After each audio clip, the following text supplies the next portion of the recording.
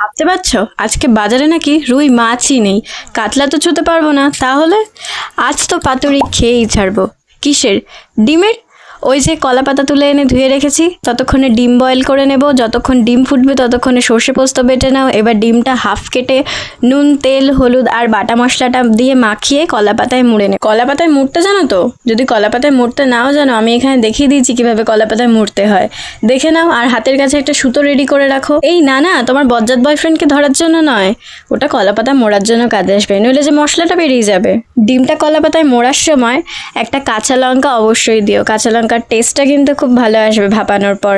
আর একটু তেলও দিয়ে দিও, আর মশলাটাও বেশি করে দিয়ে দিও। তারপর মুড়িয়ে সুতো দিয়ে বেঁধে নাও।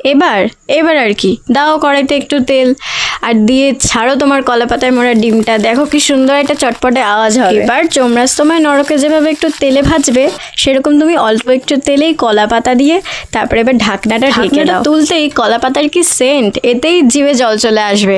এবার ভাত বাড়ো আর খেয়ে বলো কেমন হলো। পরের ভিডিও যদি পেতে চাও সাবস্ক্রাইব করো, নইলে তো আমায় আর খুঁজে পাবে না।